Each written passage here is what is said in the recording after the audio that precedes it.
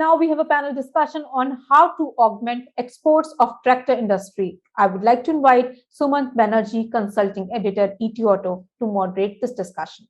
Over to you, Sumant.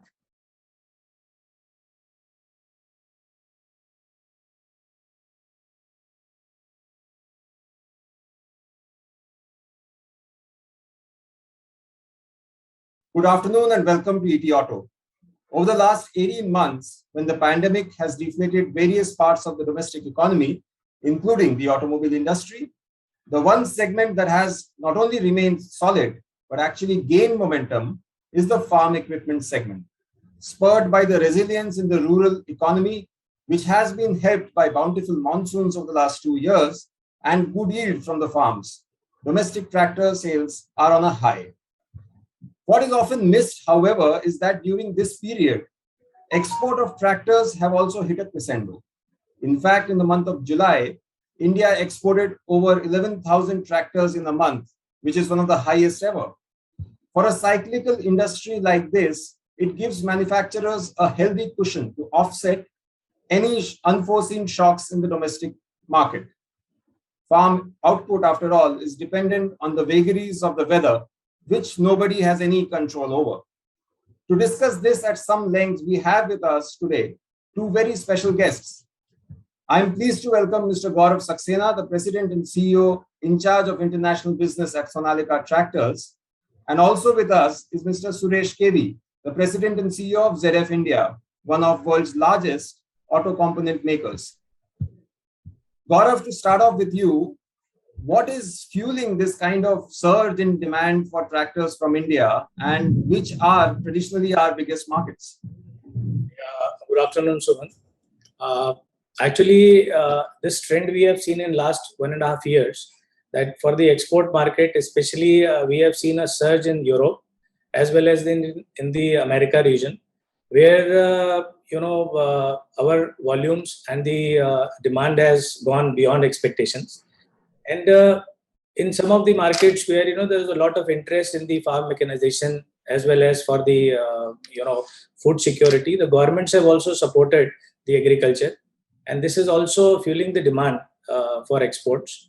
But now we strongly believe that we have a very strong product lineup, which is also supporting from India the exports which is going up from India perspective. Many manufacturers from India, they have started exporting in very special markets like America region and Europe region. Initially, we were not having the range which was suitable outside India, because in India we sell particularly up to particular horsepower of tractors. So the companies have developed the competency and the product range which is suitable for the markets outside. So this is one of the major reasons for the growth which we are experiencing now in exports. So, Gaurav, give us a sense of how different are the products that are sold in India versus what you sell outside, because we can typically see that the farms in India are much smaller, and the farms outside, they're very large farms. Also, the kind of crop cycles are different, the practices are very, very different, and the level of mechanization is also very different outside compared to India. So, servicing very developed markets like Europe or North America is a completely different ball game. How did you manage to build this expertise where you can also support clients there? Yeah, actually in India, the market is up to 60 horsepower and from 30 to 60 horsepower, that is the major segment. But if I look into the export market, there is a huge market which is below 30 horsepower and above 60 horsepower. So from ITL perspective, we have a very strong product lineup, which is there below 30 horsepower and above 60 horsepower. So we are catering a different segment, because one is a hobby farming and for municipal corporations and for grass cutting, applications, where the 30 and below horsepower tractors are being used globally, where we have made major inroads.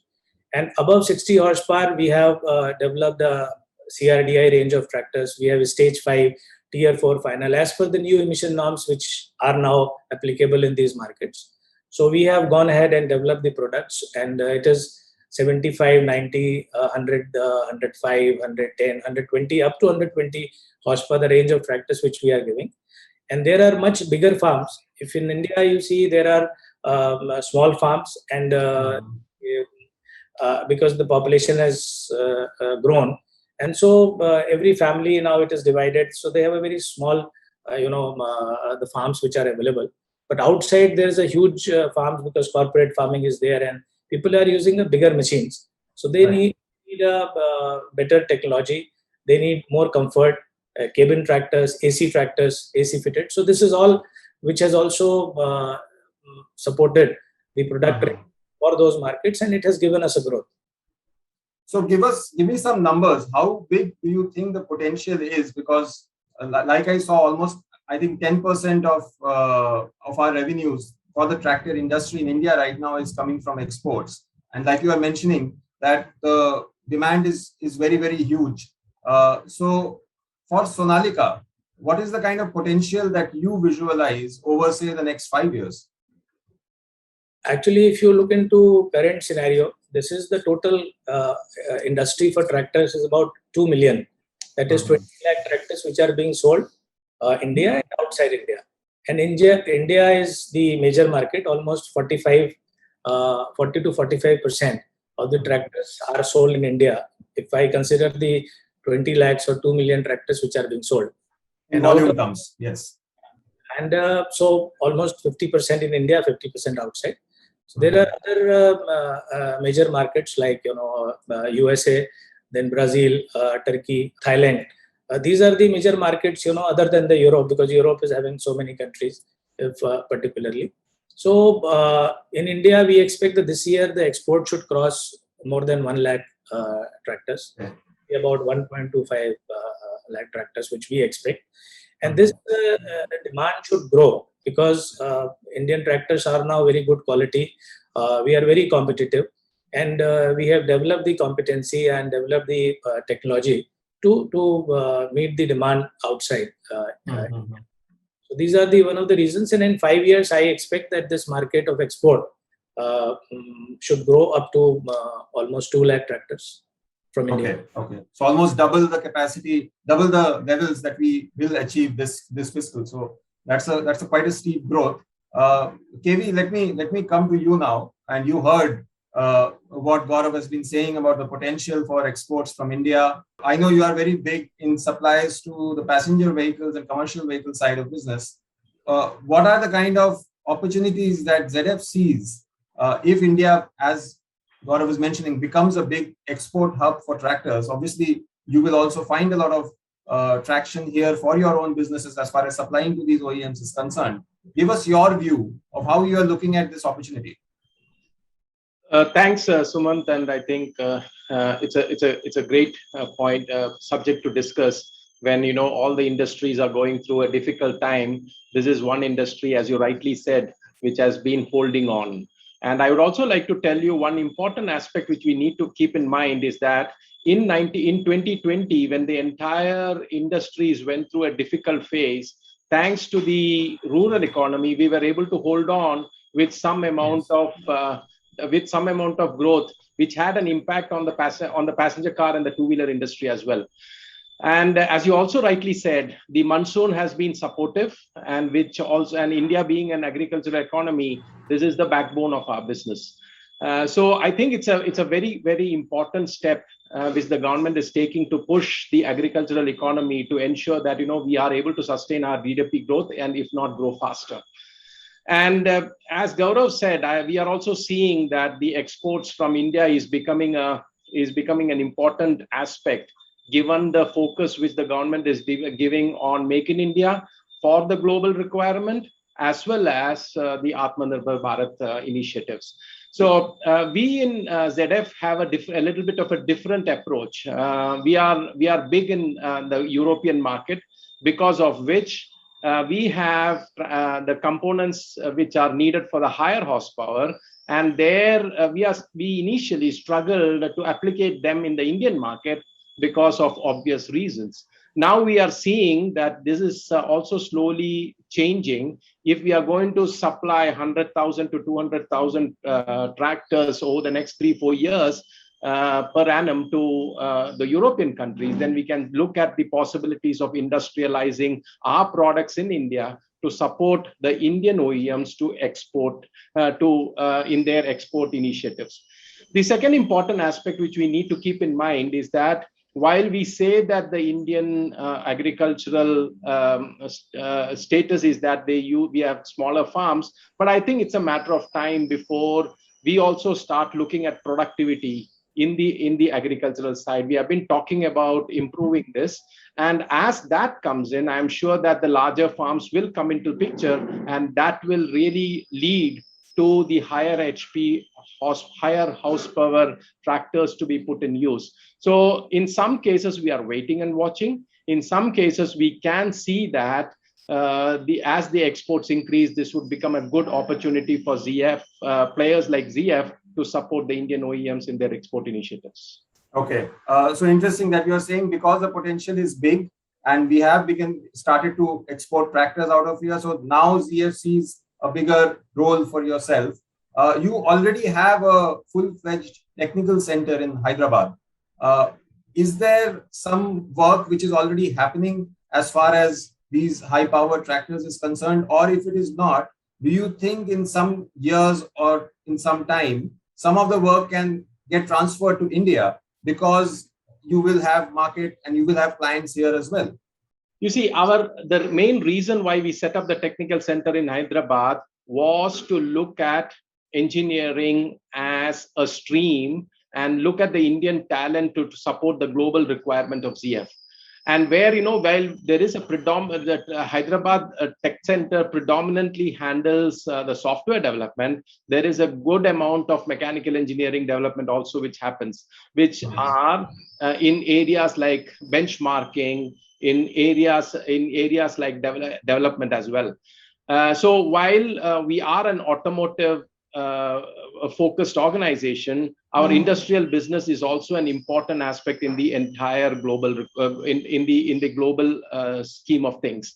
So it's a matter of time as and when we see that the engineering has to be done in India for making sure that we are able to meet and beat the customer requirements. We should be able to do that engineering in India. We have both the focuses, the focus on the development in the tech center, and also we also have a good amount of engineers in application engineering at the various manufacturing locations who can talk to the customers and convert their requirements into engineering in engineering terminology, and which will help us to improve the design to be competitive in a value-based market like India. Correct. Gaurav, I mentioned in my opening remarks that high exports also gives every manufacturer a cushion. Should there be any unforeseen shocks in the domestic market, and we know this is a cyclical industry, it doesn't stay the same all throughout, unlike some other parts of the automotive sector.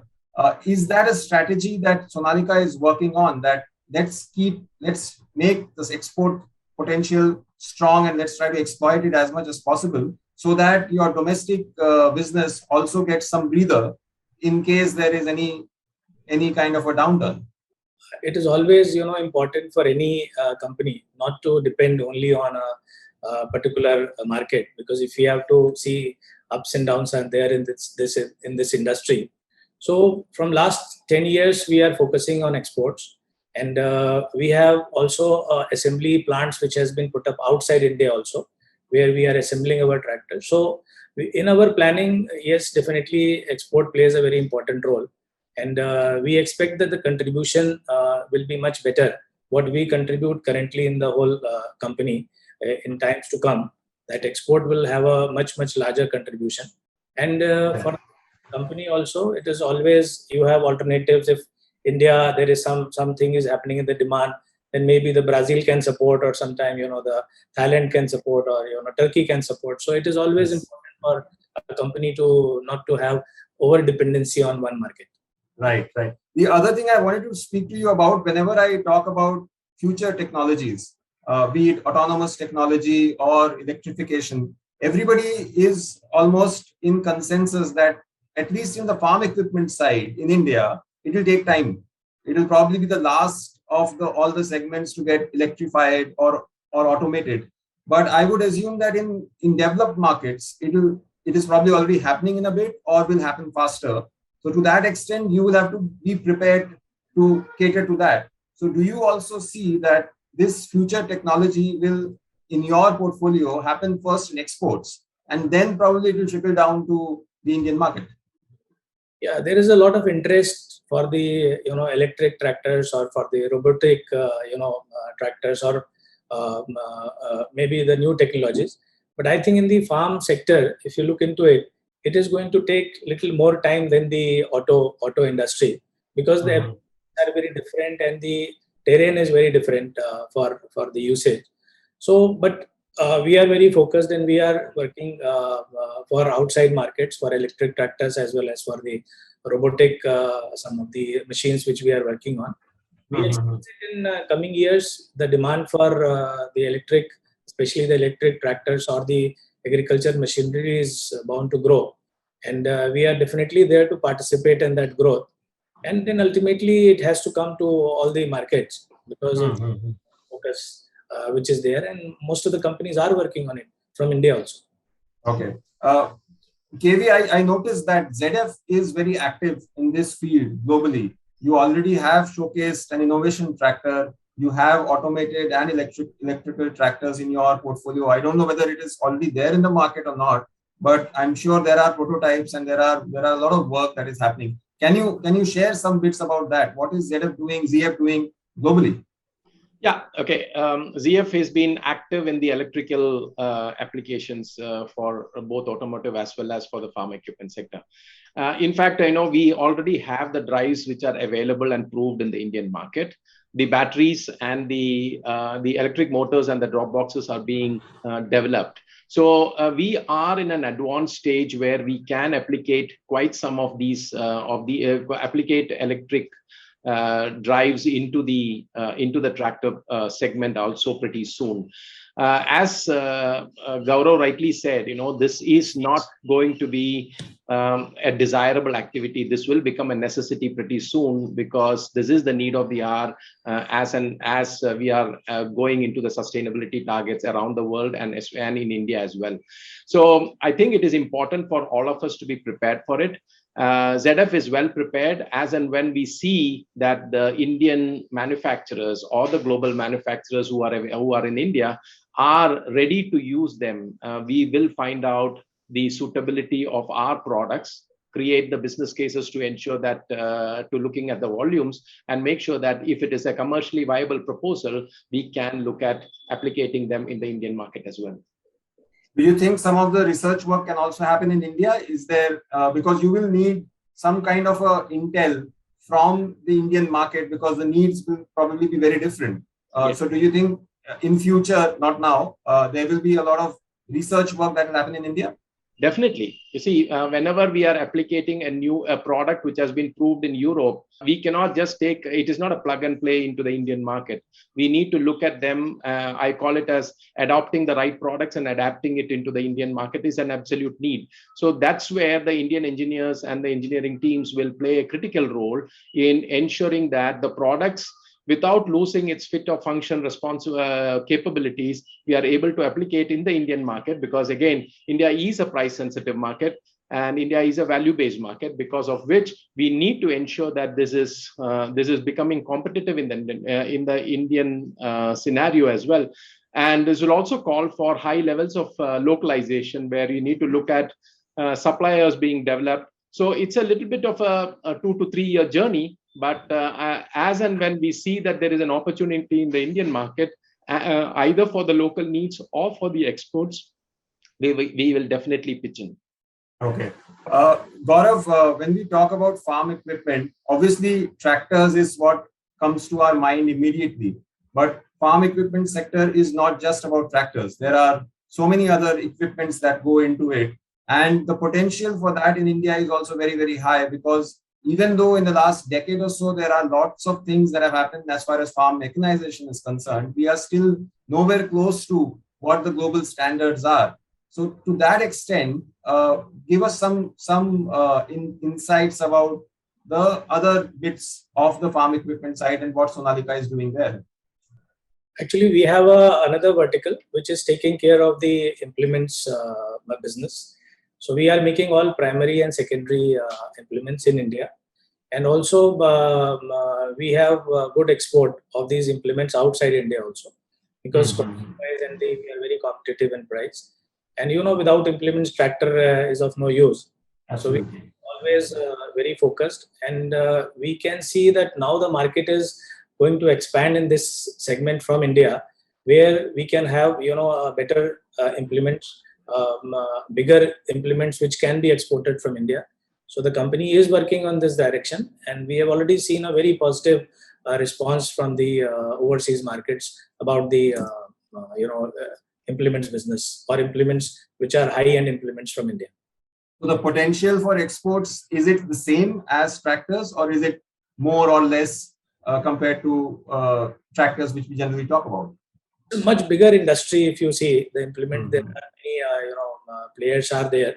But now India is also coming into this. Many companies are exporting now good number of implements from India, and we are also very much focused. New implements are getting developed. New technologies are coming into this for. So I think this market is going to grow.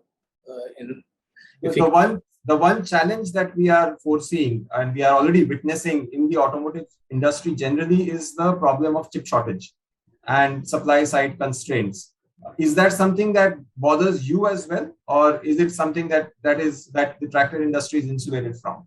It is there in some of the models which are stage 5 for the European markets, or for the tier 4 markets for USA. But other than these markets, I think we are not facing the similar kind of problem what auto industry is going through. But yes, it is having some impact on some of the aggregates where this chip is required and this is in shortage. Yeah. So KV, I will come to you, and I will take the liberty that you are a components expert, and this chip shortage has impacted everybody. What is your view, and what steps can be taken so that a problem like this doesn't keep cropping up from time to time? Because be it domestic or exports or aftermarket, any component, if there is a shortage, then it impacts everybody in some way or the other, and it's not good for a global supply chain of the size of an automotive industry. What is your take? How can we insulate ourselves from any future shocks like these? I think enough and more has been talked about chip shortage in the last 4 to 6 months, looking at the criticality, which has actually even got to a level where we are looking at revenue drops in this year and probably in the next year as well. I think we had taken this particular product for granted, or this component for granted. Nobody even thought about the chip manufacturers, because it was a component which just came in from wherever it was. I think the steps which we take on any other components is the same thing which we need to do as far as chips are also concerned. Do we have local sources, and do we have enough capacity? Can we address the cyclical changes which are happening? One of the main reasons which has been mentioned is the sudden surge in the requirements of digital equipments, which has led to a situation where the demand became much higher than the capacity. So do we have enough capacity? Have we addressed those risks at all is the question which we need to do. So I don't think we need to do anything, reinvent the wheel as far as this particular component is concerned. The same logical basic questions needs to be asked as far as this industry is concerned, whether is there enough capacity? How are you going to ramp up when there is an increased volume?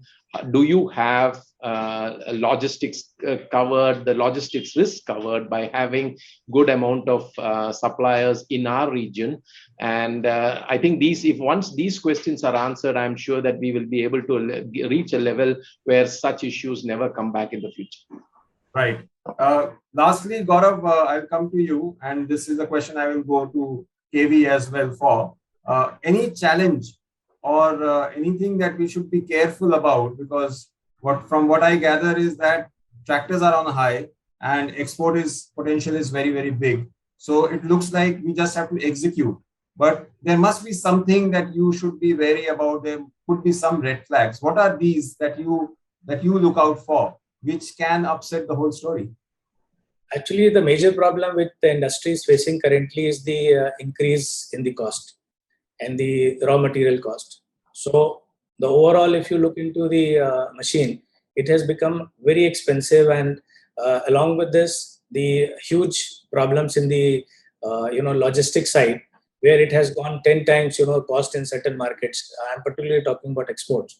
So first is the increase in the material cost, which has made your product very costly, as well as the logistics cost because of the non-availability of the vessels and the containers has put again that cost on the product, and making your end product not very feasible or viable for the customers who are rural based customers, and they are very cost conscious. So this is something which is putting us in trouble currently, but hopefully things should improve. I think the material cost, I don't see any change may happen in next couple of months, and this situation which is there globally for the non availability of the containers and the vessels and the huge cost increase, that will continue as per the information which I am getting for another maybe till the financial year end. So we have to live with it, but yes, it is putting a lot of pressure on the bottom line for every company if we have to keep our price very competitive in the export markets. KV, your take? What are the challenges that you foresee? You see, we need to accept one thing, that the rural economy is based on the climate. So while we are buoyant because of 2 to 3 good years of monsoon, we should also be wary of the fact that there could be years when there is a drought or the monsoon is not good enough. But we should be careful of the cyclical or the ups and downs in the market. In this buoyancy, we should not end up having too much of excess capacity, which finally converts itself into costs when it comes to the product being when it comes to these products. So we should be careful. We should be looking at an overall picture. We should look at how the cycle has been going. We have a similar study and enough good amount of data when it comes to commercial vehicles and passenger cars. I think we should do the same for the tractor industry as well. Make sure that we are being cautious. Of course, we need to take some risks, but we take calculated risks to ensure that we have the right amount of capacity, which can be flexed as and when there are needs by running the weekends or running the night shifts, etc. However, that is one part of it. The second part, as Gaurav rightly said, there is this price sensitivity, and this being one of the things which is being sold to the farmers, it is not going to be something which they will buy at any cost. They will be very price sensitive because, of course, the food grains has its own compulsions when it comes to prices. So we need to be very careful about how the prices are also going, how the costs are going, and we cannot end up in a situation where we do all the technological changes and finally it becomes unaffordable to the end customer, which is the farmer. So we should, I would rather say that two important aspects. Let's be careful when we are augmenting capacity and adding resources into the various supply chain as well as to the OEMs. And secondly, how do we make sure that we are handling the price sensitivity in such a way that the farmer finally doesn't see this as an unaffordable product. Right. A word of caution is always good in the end to keep us grounded and humble. Thank you so much, both of you. It was lovely talking to you. This is something that we generally don't discuss too much, but it's always good to know what is happening in various segments of this automotive industry. It was lovely having you at ET Auto. Have a great day ahead. Thank you so much.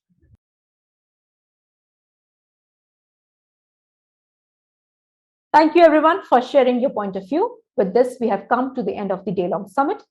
Certainly a lot to take away. Today at this forum, we tried to cover major topics much talked about.